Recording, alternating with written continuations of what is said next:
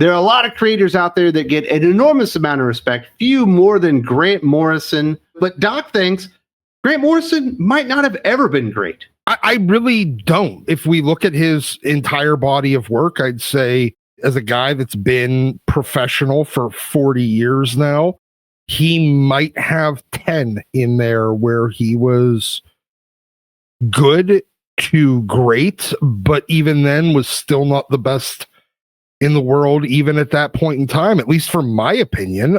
Before we get into these gripes and grievances, I do want to say thank you very much to the 616 Comics. If you haven't checked them out, the home of the sickest exclusive covers that you'll find anywhere. There's a discount code in the video description. Definitely check that one out. Hope to see you on the website soon.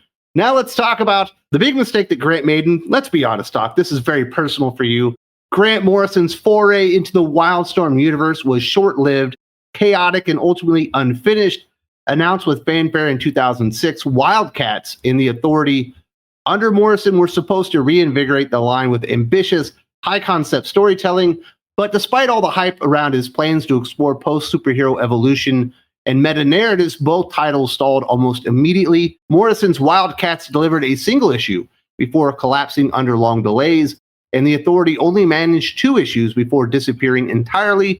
His inability to finish either run left the imprint rudderless at the exact moment DC was trying to relaunch it.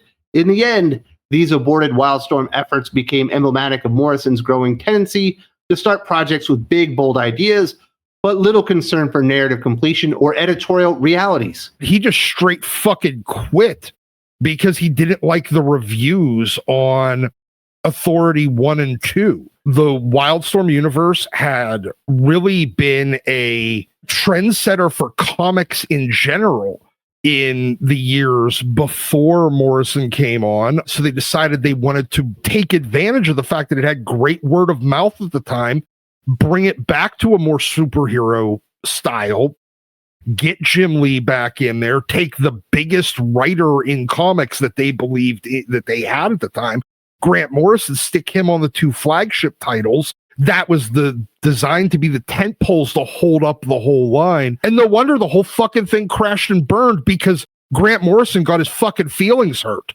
But basically he's like, nah, I'm just going to take on other work and I'm just going to quit. Later on, Keith Geffen, I guess, got the, Grant's notes, and like 2 years later finished the series and just called it Authority of the Lost Year. But by then, all the momentum was gone. The line was basically dead, and it was on life support. So that was a major misfire on Grant Morrison, and obviously he took that one personal. Before that, he had obviously worked on the X-Men and had been very, very successful. But even when he's successful, he does introduce a lot of things that are destructive. While New X-Men is often praised as a bold, revolutionary reimagining of the franchise, Morrison's changes also left deep fractures that the franchise is still struggling with today. His run pushed the X-Men into heavy postmodern territory, introducing ideas like mutant-subculture, psychic terrorism, and layers of biological horror. In the process, the school setting started to feel strange and alienating instead of the aspirational refuge it had always been.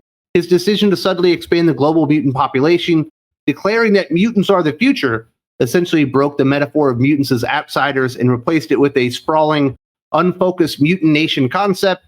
And on top of that, his sidelining of classic team dynamics in favor of weirdness for the sake of it pulled the book away from the emotional core that had defined the X-Men for decades.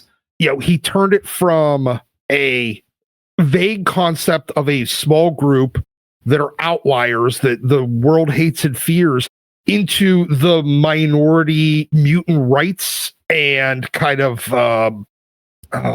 it becomes a civil rights allegory.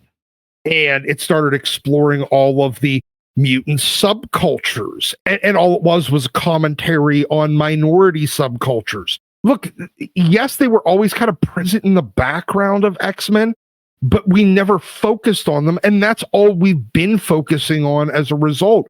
The weird mutants, the civil rights allegory, the community interrelations between different subsects within mutantdom. That's all it's become since then, because he basically said all the quiet parts out loud. And once you said the quiet parts out loud, it didn't really work anymore. Yeah, because every time there's an interview with the new writer on X-Men, what is your inspiration?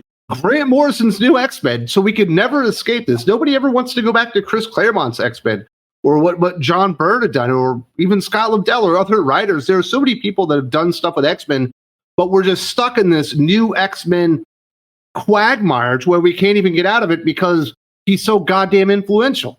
Outside of him exposing and really exploring all of those implied but never directly addressed notions within the X books, the rest of his run was nothing more than a Chris Claremont's greatest hits done by a pretty decent cover band. Absolutely. And that's not the only major franchise he's had a lot of effects on. Obviously, he's more associated with DC Comics, and he's done a lot of damage to Batman because everybody's also influenced by his Batman run, which is both audacious and alienating. While it's often praised for stitching together decades of continuity into one massive meta-narrative, the end result was a Batman who felt less like a man and more like an infallible bat god. Morrison layered in dense mythology and psychedelic weirdness, pushing the Dark Knight into territory that bordered on the absurd. His take on the Joker, reimagined as a cosmic trickster, obsessed with Batman, even flirting with romantic and erotic undertones, struck many fans as uncomfortable or just plain off-putting. And although Morrison undeniably added lasting lore to the franchise, the shift away from a grounded, psychologically driven detective toward a multiversal Bat Messiah left a lot of readers feeling like the core of the character has been lost. His expansion of Batman from just a dude that would go after criminals because he didn't want what happened to his parents to ever happen to anybody else. So he patrols the street on a one-man, mission to end crime. He adds a shit ton of other people to it. He adds the whole weird Batman Incorporated thing, adding multiple sidekicks. He gets progeny. It gets into like the legacy of who Batman is, was, and will be. And all of these things that, they're interesting to address, but as a result, you end up with something that is unmanageable. I think that's one of the things that is a major weakness of his, is if he gets onto something that's relatively simple, like a Batman, not a really complex character. Something happened to him. He has wealth and means.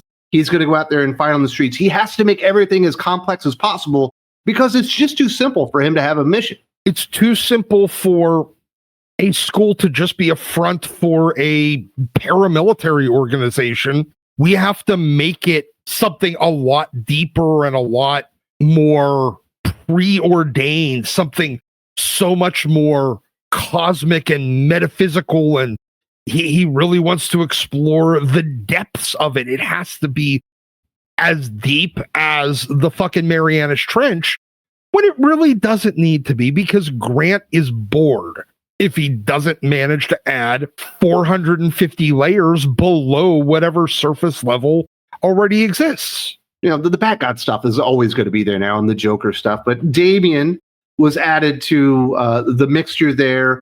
I've heard some people say that that's a Grant Morrison self-insert. I'm not really sure about that. I kind of like Damian, but I don't like him in Grant Morrison's Batman run. I like him in his Batman and Robin run. I don't like Damian. Full stop. I don't like the character himself. I don't like that Bruce Wayne now has a child. I don't like him as a father. I don't like him building now a legacy for his child to carry on. And I don't like the fact that he's now putting a child in the position of needing to grow up potentially without a father the way he had to, because crime took his parents. And then he goes out there and actively puts himself in the line of fire of crime. Obviously also lost Jason Todd, and now he's going to put his own son out there to get killed as well by the Joker. Yeah, exactly. Makes him seem stupid. In my opinion, it broke Batman. Short of retconning Damian out, you can't undo that. Once somebody has a kid, they become a different person. Batman is not the only character that Grant Morrison obviously changed fundamentally. Morrison's All-Star Superman is still widely considered one of the greatest Superman stories ever written, poetic, mythic, and genuinely human. but his Action Comics run during the New 52 was the complete opposite. Cold, confusing, and emotionally distant, recasting Superman as a brash, blue-collar alien outsider in jeans and a cape. Morrison tried to deconstruct the myth again, but this time with far less finesse. The warmth, optimism, and moral clarity that define Superman were stripped away and replaced with fractured timelines, dense exposition, and a version of the character who never quite felt larger than life. And when Morrison later paired Superman with the Authority, a morally gray ends justify the means team, it clashed directly with the very ethos that makes Superman Superman. Anytime he had the opportunity to work on Superman within continuity, he did damage to the character.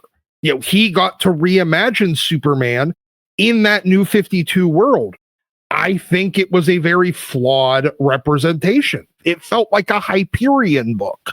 When working in continuity, he had to fundamentally alter it to the point where it no longer feels like Superman. And I think that's like one of the points. A lot of people like to compare Alan Moore to Grant Morrison, and I think they're incomparable. Because Alan Moore, when he got onto a character, bent his will to the character. He did not bend the character to his own will, whereas Grant Morrison, in continuity, almost always bends the character or breaks the character to his own will. 100%. And I think that is the major flaw. And the reason why Grant's career, really the only thing that in continuity that I think is universally loved that doesn't have a major drawback is his JLA. And it is the one thing that didn't break anything, yet is considered universally loved and somehow brilliant. I don't understand how anybody thought it was brilliant to just actually put all your big names in the Justice League. Whereas Alan Moore, he would tell a love letter in continuity to these characters. And when he did want to do some weird alternate take, or that he was going to really deconstruct characters, he did it with characters that were original or that were already in the public domain. He did it over on his ABC line. Yeah, and it just never made sense to get Superman and the Authority together as a team. They are the antithesis of everything that Superman stands for. They can't work together. They are going to constantly come into conflict. And as much as I love the Authority, I recognize who that is. So you sticking Superman with them, or even bits and pieces of that team with the Elite, in a very, very loose version of a mix of the Elite and the Authority, no. Definitely want to hear from the people, because I know we got a lot of Grant Morrison fans out there. Are we completely off base? Is Morrison just infallible? I think not. I think the man has done a lot of damage. If you want to hear the entire conversation, because we did have to edit this down for the YouTubes, you can go find the Doc Unfiltered podcast live right now. Think Critical Patreon as well as channel memberships. Hope to see you there very, very soon. Oh, yeah.